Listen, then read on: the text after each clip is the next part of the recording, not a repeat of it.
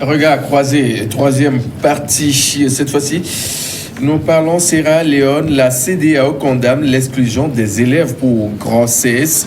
Et sur le plateau, depuis la première partie de Regard croisé, Sana Komla, Sadio Retchouf, analyste sociopolitique, Gervais Sossou, acteur politique, Emmanuel Vivien Tomi, il est le directeur de publication du journal Plume Libre. Et on dit la CEDEAO condamne l'exclusion des élèves pour grossesse. J'aimerais bien sûr balancer la première question à Tomi. Tomi, ça vous en dit quelque chose dans ce pays, le Togo? Vous vous en souvenez que... La loi de 10 mars. Oui. Et puis aussi, nul n'a le droit de se marier à une élève. Je crois que c'était une très bonne loi, en fait, cette loi de Yadema. C'était une loi quand même qui a donné la chance à beaucoup de filles de progresser dans les études. C'est dommage que cette loi ne soit plus à la mode, quoique la loi est toujours là. Mais elle est toujours là, mais on ne l'applique pas.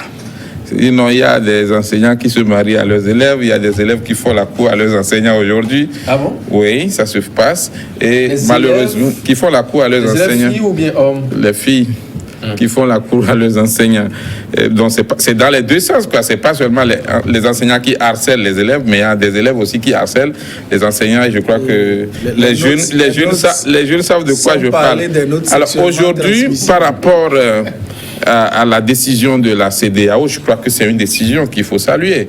Quand les pays font de n'importe quoi, il faudrait quand même que la communauté puisse essayer de mettre un peu de l'ordre. Et c'est ce que la CEDEAO a essayé de faire. C'est ce qu'elle fait toujours. Tout le monde a le droit d'aller à l'école. Et beaucoup de lois disent que au moins le cours primaire et le collège, on devrait rendre ça normalement accessible à tout le monde, gratuitement.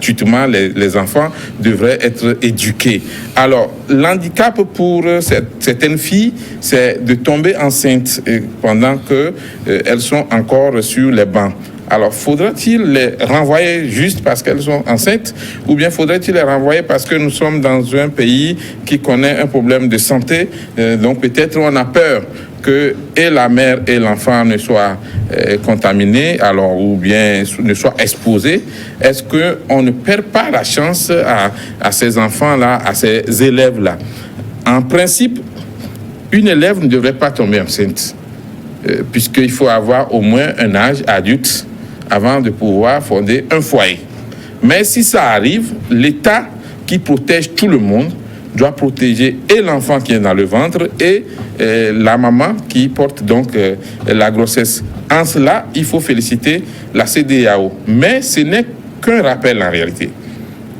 Puisque les dirigeants eux-mêmes, ils savent que ce n'est pas une joie pour ces filles-là de tomber enceintes.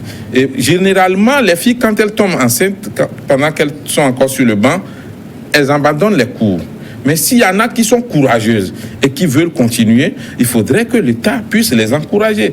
Donc, je crois qu'aujourd'hui, avec cette décision de la CEDEAO au niveau du pays, il faudrait que des décisions soient prises, que des projets se multiplient pour que même celles qui ont abandonné d'elles-mêmes, pas parce qu'elles sont exclues, pour qu'on puisse les ramener effectivement vers le banc. Vous savez, il y a un pays comme le Zimbabwe où le taux d'instruction est très très élevé. Et aujourd'hui, dans ce monde moderne, l'éducation a sa place. Et tant qu'un pays, ou bien au niveau des leaders politiques, tant qu'on ne va pas comprendre que tout le monde a le droit d'aller à l'école et qu'on encourage surtout les filles à ne pas abandonner les cours, je crois que nous ne faisons pas l'émancipation, nous n'aidons pas les femmes à s'émanciper parce que ces filles constituent les mamans de l'autre génération. Sana, vous enseignez, vous? Pas encore. Je n'enseigne pas encore. Et ça vous tente quand même d'enseigner Non. Si vous avez si j'ai l'opportunité de transmettre, des filles qui tombent quel serait votre comportement? Si j'avais l'opportunité de transmettre une quelconque connaissance ou savoir, ce serait avec plaisir, mais pas moyennant des plaisirs à tendance libidineuse, s'il vous plaît. Donc, est-ce qu'on t'a dit que c'est les enseignants qui ont accepté les filles? Non. On va lui permettre. Donc, il faut d'abord analyser l'origine de ces grossesses. De ces grossesses qui sont... Ici, la Sierra Leone avait officiellement interdit aux filles enceintes d'aller à l'école en 2015 à la suite de l'épidémie d'Ebola de 2014. Alors que 14 000 filles étaient tombées enceintes. C'est beaucoup. Bon, les chiffres parlent entre 10 000 et 15 000. Donc, c'était à la suite de l'épidémie Ebola où il y a eu des milliers de morts. Il y a des enfants dont les parents sont décédés. Et ces enfants-là, à un moment donné, ont été livrés à elles-mêmes, surtout les filles qui ont été obligées, à un moment donné, de s'adonner à la prostitution. À côté de cela aussi, il y a les viols. Hein? Oui, de s'adonner à la prostitution pour trouver de quoi s'entretenir. Aussi, le passé, comment dit-on, guerrier, bien le passé sanglant du pays, a fait que le viol est tellement présent dans la société sierra-léonaise. Donc, ce qui fait que ces enfants-là, à l'issue, n'est-ce pas, de cette période où il fallait prendre des mesures pour endiguer l'Ebola, on a fermé les écoles. Donc, ces enfants-là étaient livrés à elles-mêmes. Donc, c'est ce qui a entraîné ces 10 000, 15 000, comment dit-on, grossesses. Maintenant, c'est à l'issue de cela qu'il y a eu ces grossesses. Du jour au lendemain, on les a écartées pour qu'ils ne transmettent pas, selon ce qui est dit, qu'ils n'arrivent pas à donner le mauvais exemple à d'autres filles qui ne sont pas enceintes. Moi, ce qui m'a surpris, c'est parfois ces méthodes qui étaient utilisées pour savoir si celle-ci venait d'avoir un enfant ou bien était enceinte. Parfois, on leur pressait les seins pour voir si du lait maternel allait sortir. On leur faisait des attouchements. Il paraît même que certaines femmes qui étaient enseignantes ont porté des gants pour ausculter ces jeunes filles. Mais c'est des traitements limites qui sont dégradants et qui couvrent de honte. Mais ce qui est plus surprenant, c'est comment un État peut priver, n'est-ce pas, des gens qui sont à des âges sensibles, de leur priver d'éducation. Pour quel avenir?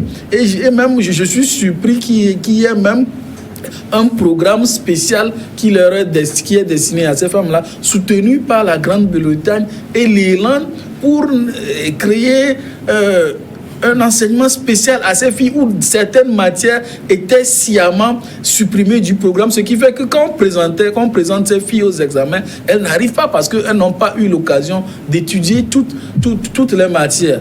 Mais je me réjouis qu'encore une fois de cette décision-là de la CEDEAO qui honore toute la communauté et qui prouve vraiment que cette organisation-là œuvre pour le respect des droits de l'homme dans son ensemble. Et je crois que c'est des choses à encourager, c'est des décisions à démultiplier pour que vraiment ça fasse exemple et puis ça fasse l'unanimité dans tous les pays. Merci, Sénat.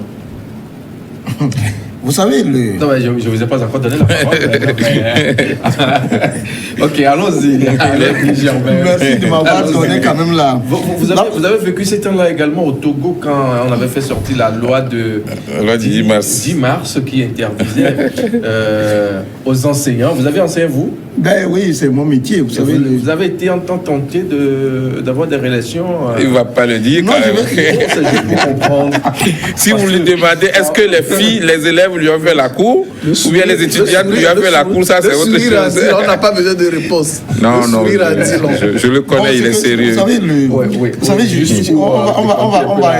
je vais commencer par cette image pour vous permettre peut-être de oui, mon ami n'est pas enseignant, mais à supposer que, moi je vous dis, mais monsieur Sarah, cher ami, cher conseiller, venez, vous avez au lycée de Togo, tout le monde connaît le grand lycée de Togo. Vous rentrez dans une classe de terminale, et puis vous avez devant vous comme ça, je vous donne 25 élèves, parmi lesquels vous avez 10 filles, 15 garçons. Et vous rentrez dans la salle, vous avez 10 filles assises dans la classe avec toutes des grossesses. N'est-ce pas? Vous regardez seulement, vous rentrez, vous avez des filles assises. Est-ce qu'on a dit que c'est toutes les filles qui non, je vous donne un exemple. Je vais expliquer pour que vous compreniez la difficulté de la question.